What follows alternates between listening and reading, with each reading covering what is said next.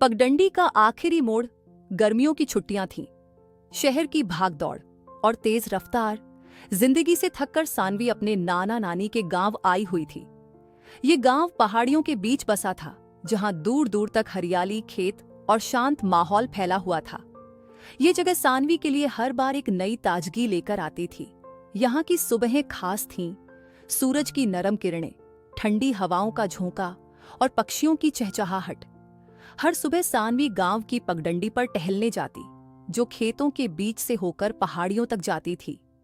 इस रास्ते पर चलते हुए उसे एक अलग सी शांति और आजादी महसूस होती थी। लेकिन उस दिन कुछ अलग हुआ। जैसे ही सानवी पगडंडी के आखिरी मोड़ पर पहुंची, एक अनजान लड़का वहां खड़ा मुस्कुरा रहा था। उसकी आंखों में एक शरारत थी और चेहरा मानो किसी रहस्य को छिपाए हुए था। तुम यहां नई हो? उसने सहजता से पूछा।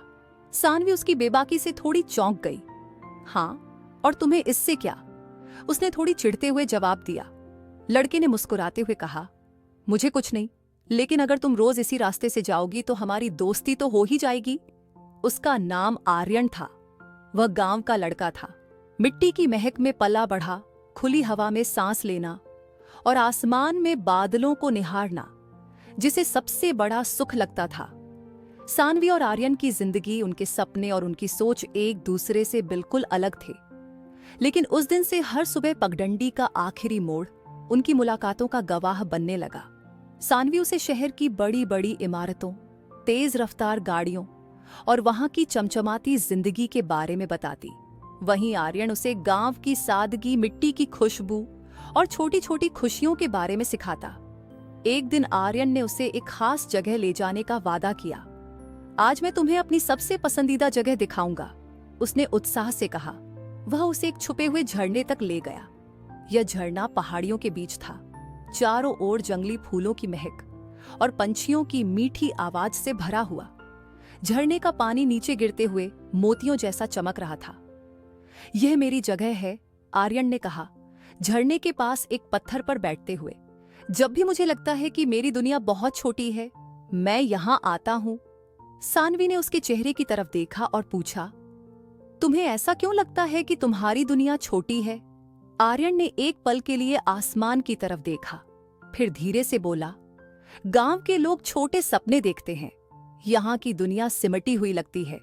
लेकिन मैं भी तुम्हारी तरह बड़ा सोचना चाहता हूं।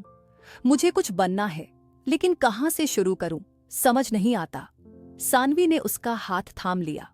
उसकी आवाज में अब नरमी और समझदारी थी। सपने छोटे या बड़े नहीं होते आर्यन, बस उन्हें पूरा करने की हिम्मत चाहिए। तुम में वो हिम्मत है, बस खुद पर विश्वास करो। उनकी यह बात दोनों की जिंदगी में बदलाव का बीज बन गई। आर्यन ने अपनी दुनिया को सानवी की आंखों से देखना शुरू किया, जहां संभावनाओं की कोई सीमा नहीं थी। और सानवी ने आर्यन की दुनिया की सादगी और गहराई को महसूस करना सीखा। लेकिन गर्मियां खत्म हो रही थीं और सानवी को शहर लौटना था। आखिरी दिन, जब वह पगडंडी के उसी आखिरी मोड़ पर पहुंची, आर्यन पहले से वहां उसका इंतजार कर रहा था। तुम सच में जा रही हो? उसने धीमे से पूछा। हाँ, जाना तो होगा, सानवी ने मजबूर होकर जवाब दिया।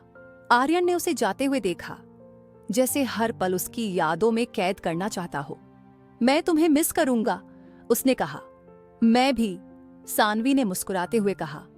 उसने अपने बैग से एक किताब निकाली और उसे थमाते हुए बोली, यह तुम्हारे लिए है, यह तुम्हारे सपनों की शुरुआत है। इसे पढ़ो और अपने सपनों को पूरा करो। आर्यन ने किताब को देखा, उसकी आंखों में विश्वास की चमक थी। तुम वापस आओगी ना? उसने पूछा।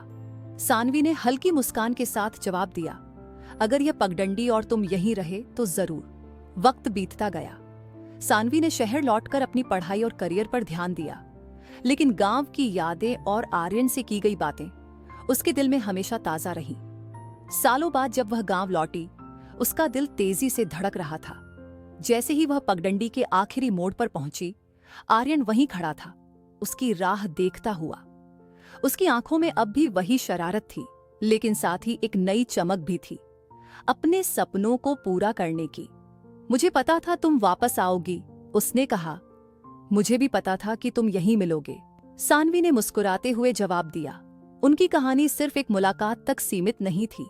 ये कहानी थी दो दिलों की, जो एक दूसरे के सपनों को सहारा देते हुए खुद को खोजने का सफर तय कर रहे थे। ये साबित करता था कि सच्चा प्यार सिर्फ एक एहसास नहीं, बल्कि एक वादा होता है, एक दूसरे को बेहतर बनाने का।